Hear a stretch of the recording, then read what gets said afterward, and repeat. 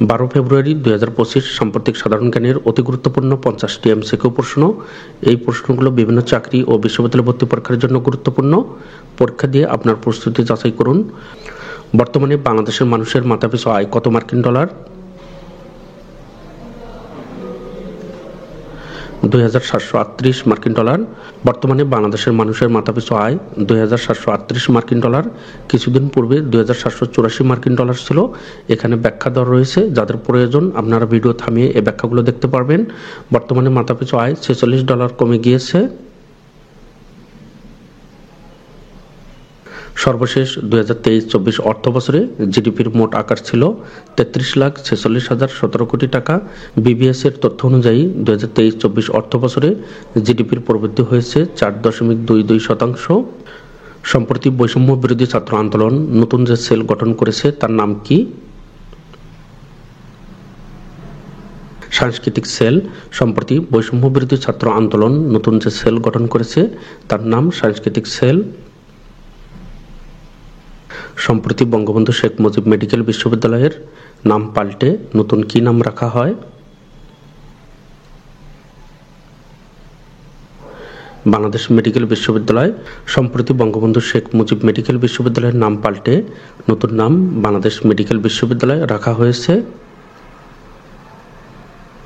Transparency ইন্টারন্যাশনালের সর্বশেষ সমীক্ষা অনুযায়ী বিশ্বের সবচেয়ে দুর্নীতিগ্রস্ত দেশ কোনটি? দক্ষিণ সুদান। ট্রান্সপারেন্সি ইন্টারন্যাশনালের সর্বশেষ সমীক্ষা অনুযায়ী বিশ্বের সবচেয়ে দুর্নীতিগ্রস্ত দেশ দক্ষিণ সুদান। বিশ্বের সবচেয়ে দুর্নীতিগ্রস্ত দেশের তালিকায় বাংলাদেশের অবস্থান কততম? 14তম। বিশ্বের সবচেয়ে দুর্নীতিগ্রস্ত দেশের তালিকায় বাংলাদেশের বর্তমান অবস্থান 14তম। দুর্নীতির ধারণা সূচকে 2 ধাপ পিছিয়ে উচ্চক্রম অনুসারে বাংলাদেশের অবস্থান এখন বিশ্বে কততম?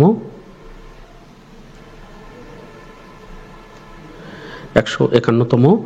দুর্নীতির ধারণা সূচকে 2 ধাপ পিছিয়ে উচ্চক্রম অনুসারে বিশ্বে বাংলাদেশের বর্তমান অবস্থান 151তম।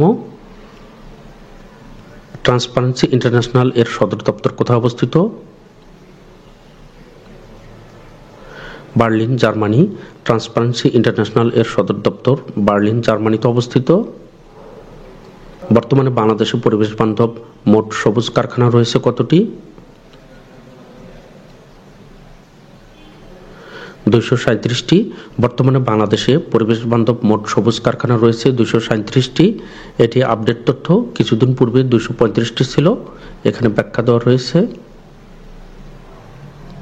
সম্প্রতি অন্তর্বর্তীকালীন সরকার জাতীয় বিশ্ববিদ্যালয়ের অনার্স কোর্স কত বছর করার উদ্যোগ নিয়েছে? 3 বছর।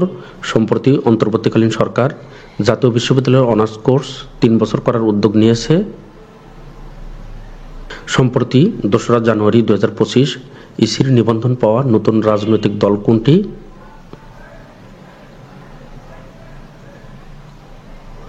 Bangladesh development party.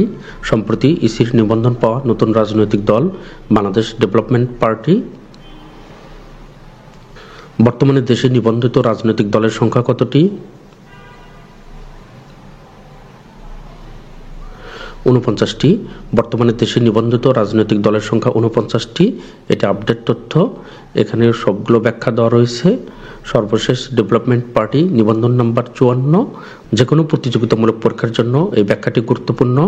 আমার বাংলাদেশ পার্টি, প্রতীক হচ্ছে ইগল, 45তম, কিন্তু নিবন্ধন নাম্বার হচ্ছে 50তম। এটি আপনাদের মনে রাখতে হবে।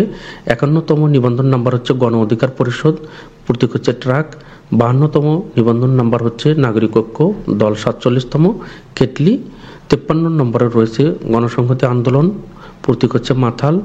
বাংলাদেশ ডেভেলপমেন্ট পার্টি, এটি দেশের 54তম নিবন্ধিত দল, দলটির প্রতীক ফুলকপি। বর্তমানে দেশে নিবন্ধিত রাজনৈতিক দলের সংখ্যা 49টি। 5টি দলের নিবন্ধন বাতিল হয়েছে। বর্তমানে বাংলাদেশ বিশ্বে কততম বৃহৎ অর্থনীতির দেশ? 35তম।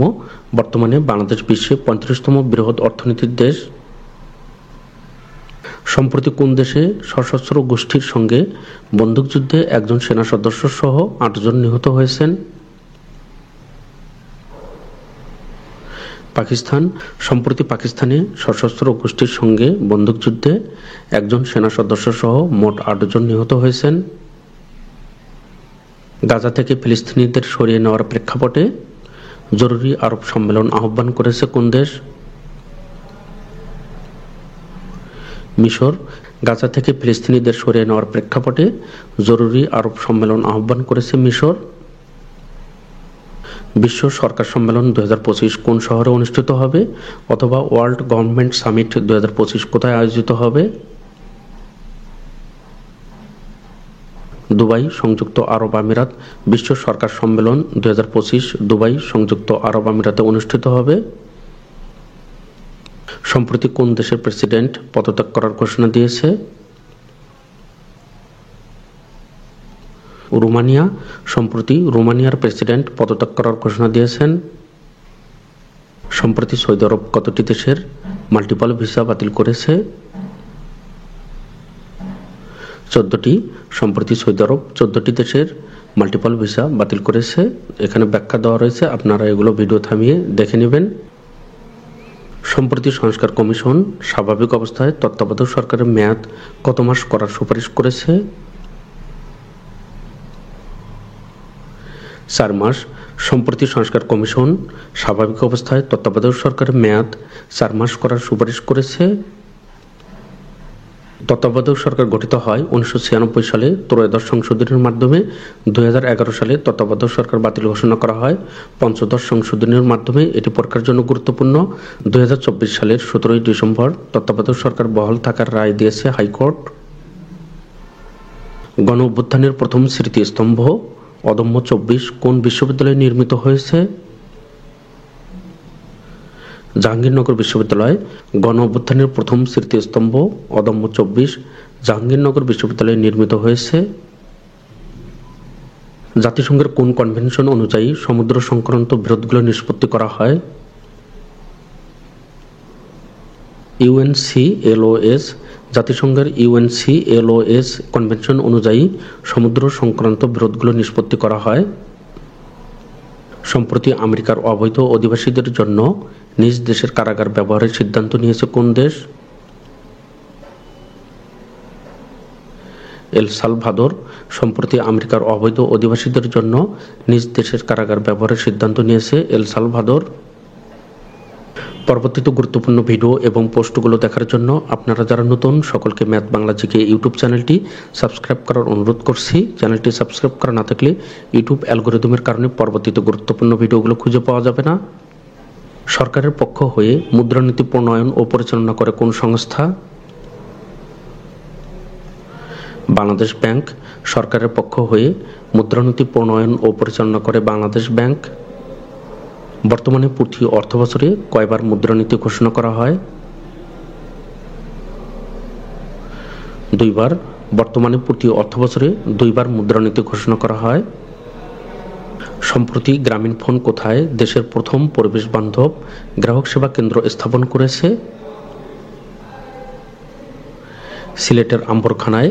সম্প্রতি গ্রামীণ ফোন সিলেটের আম্বরখানায় দেশের প্রথম পরিবেশ বান্ধব গ্রাহক সেবা কেন্দ্র স্থাপন করেছে। বাংলাদেশের জাহাজ ভাঙ্গা শিল্প কোন জেলায় অবস্থিত? চট্টগ্রাম। বাংলাদেশের জাহাজ ভাঙ্গা শিল্প চট্টগ্রাম জেলায় অবস্থিত।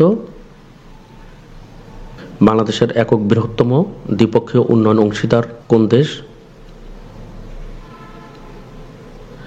জাপান। বাংলাদেশের একক বৃহত্তম দ্বিপক্ষীয় উন্নয়ন অংশীদার জাপান। প্রথমবারের মতো ব্রাজিলে বাংলাদেশি পণ্যের মেলা শুরু হবে কবে? 15 জুন। প্রথমবারের মতো ব্রাজিলে বাংলাদেশি পণ্যের মেলা শুরু হবে 15 জুন 2025 সালে। সম্প্রতি কোন সাগরে 7.6 মাত্রার ভূমিকম্প হয়েছে? ক্যারিবিয়ান সাগর। সম্প্রতি ক্যারিবিয়ান সাগরে 7.6 মাত্রার ভূমিকম্প হয়েছে। সম্প্রতি ভারতের কোন রাজ্যে নিরাপত্তা বাহিনীর সাথে সংঘর্ষে 31 জন মাওবাদী নিহত হয়? ছত্তিশগড়। সম্প্রতি ভারতের ছত্তিশগড় রাজ্যে নিরাপত্তা বাহিনীর সাথে সংঘর্ষে 31 জন মাওবাদী নিহত হয়। চীনের বেল্ট অ্যান্ড রোড ইনিশিয়েটিভ প্রকল্প থেকে আনুষ্ঠানিকভাবে বের হয়ে যাচ্ছে কোন দেশ? পানামা চীনের বেল্ট অ্যান্ড রোড ইনিশিয়েটিভ প্রকল্প থেকে আনুষ্ঠানিকভাবে বের হয়ে যাচ্ছে পানামা। বিদেশে অধ্যয়নরত বাংলাদেশি শিক্ষার্থীদের জন্য নিরবিচ্ছিন্ন আন্তর্জাতিক পেমেন্ট সলিউশন চালু করেছে ট্রাস্ট ব্যাংক টেররা পে। বিদেশে অধ্যয়নরত বাংলাদেশি শিক্ষার্থীদের জন্য নিরবিচ্ছিন্ন আন্তর্জাতিক পেমেন্ট সলিউশন চালু করেছে trust bank TerraPay. The Telegraph কোন দেশভিত্তিক একটি সংবাদ মাধ্যম? যুক্তরাজ্য। দ্য টেলিগ্রাফ যুক্তরাজ্য দেশভিত্তিক একটি সংবাদ মাধ্যম। সম্প্রতি অনুষ্ঠিত ৭৭তম ডিরেক্টরস গিল্ড অ্যাওয়ার্ডস ও ৩৬তম producer guild of America awards পেয়েছে কোন সিনেমাটি? আনোরা। সম্প্রতি অনুষ্ঠিত ৭৭তম ডিরেক্টরস গিল্ড অ্যাওয়ার্ডস ও ৩৬তম producer guild of America awards পেয়েছে আনোরা সিনেমাটি। সম্প্রতি আমান ২৫ আন্তর্জাতিক মহড়া কোন দেশে অনুষ্ঠিত হয়? পাকিস্তান। সম্প্রতি আমান ২৫ আন্তর্জাতিক মহড়া পাকিস্তানে অনুষ্ঠিত হয়। সম্প্রতি ট্রাম্প প্রশাসন আফ্রিকার কোন দেশটিতে মার্কিন সহায়তা বন্ধ করেছে? দক্ষিণ আফ্রিকা। সম্প্রতি ট্রাম্প প্রশাসন দক্ষিণ আফ্রিকা দেশটিতে মার্কিন সহায়তা বন্ধ করেছে। সম্প্রতি চীনের প্রযুক্তি প্রতিষ্ঠান আলিবাবা তাদের এআই মডেলের কুইনের কোন নতুন সংস্করণ প্রকাশ করেছে? Queen 2.5 max. সম্প্রতি চীনের প্রযুক্তি প্রতিষ্ঠান আলিবাবা তাদের এআই মডেলের কুইন 2.5 ম্যাক্স নতুন সংস্করণ প্রকাশ করেছে। পেনি কোন দেশের ধাতব মুদ্রা? যুক্তরাষ্ট্র। পেনি যুক্তরাষ্ট্রের ধাতব মুদ্রা। মুসোলিনি কোন দেশের স্বৈরশাসক ছিলেন? ইতালি। মুসোলিনি ইতালির স্বৈরশাসক ছিলেন। ঘুমধুম ইউনিয়ন দেশের কোন জেলায় অবস্থিত? বান্দরবান। ঘুমধুম ইউনিয়ন দেশের বান্দরবান জেলায় অবস্থিত। সম্প্রতি বাংলাদেশ নতুন স্থলবন্দর নির্মাণ করতে চায় কোথায়? বান্দরবান জেলার নাইক্ষ্যংছড়ি উপজেলার ঘুমধুমে। লৌহমানবী কাকে বলা হয়? Margaret Thatcher. লৌহমানবী মার্গারেট থ্যাচারকে বলা হয়। ভাষা আন্দোলনের প্রেক্ষাপটে রচিত কোনো এক মাকে কবিতাটি কে লিখেছেন? আবু জাফর ওবায়দুল্লাহ। ভাষা আন্দোলনের প্রেক্ষাপটে রচিত কোনো এক মাকে কবিতাটি আবু জাফর ওবায়দুল্লাহ লিখেছেন। কোন শহরটি নিষিদ্ধ শহর হিসেবে পরিচিত? লাসা। লাসা শহরটি নিষিদ্ধ শহর হিসেবে পরিচিত। লেবাননের নতুন প্রধানমন্ত্রীর দায়িত্ব পেয়েছেন কে? নওয়াব সালাম। লেবাননের নতুন প্রধানমন্ত্রীর দায়িত্ব পেয়েছেন নওয়াব সালাম। মাসুদ পেজেশকিয়ান কোন দেশের বর্তমান প্রেসিডেন্ট? ইরান। মাসুদ পেজেশকিয়ান বর্তমানে ইরানের প্রেসিডেন্ট। শান্তিতে নোবেলজয়ী ও আধ্যাত্মিক নেতা দালাই লামা কোন দেশের?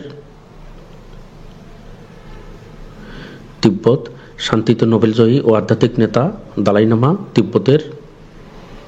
১ জানুয়ারি ২০২৫ সালে আন্তর্জাতিক অপরাধ আদালতের ১২৫তম সদস্যপদ লাভ করে কোন দেশ? ইউক্রেন। ১ জানুয়ারি ২০২৫ সালে আন্তর্জাতিক অপরাধ আদালতের ১২৫তম সদস্যপদ লাভ করে ইউক্রেন। বিশ্বব্যাংকের অঙ্গ প্রতিষ্ঠান আন্তর্জাতিক উন্নয়ন সংস্থা আইডিএ এর সদর দপ্তর কোথায় অবস্থিত? ওয়াশিংটন, যুক্তরাষ্ট্র। বিশ্বব্যাংকের অঙ্গ প্রতিষ্ঠান আন্তর্জাতিক উন্নয়ন সংস্থা আইডিএ এর সদর দপ্তর ওয়াশিংটন, যুক্তরাষ্ট্র অবস্থিত। পরবর্তীতে গুরুত্বপূর্ণ ভিডিও এবং পোস্টগুলো দেখার জন্য ম্যাথ বাংলা জিকে ইউটিউব চ্যানেলটি আবারও আপনাদেরকে সাবস্ক্রাইব করার অনুরোধ করছি। চ্যানেলটি সাবস্ক্রাইব করা না থাকলে ইউটিউব অ্যালগোরিদমের কারণে পরবর্তীতে গুরুত্বপূর্ণ ভিডিওগুলো খুঁজে পাওয়া যাবে না। ম্যাথ বাংলা জিকে চ্যানেলের পক্ষ থেকে আপনাদের সকলকে অসংখ্য ধন্যবাদ।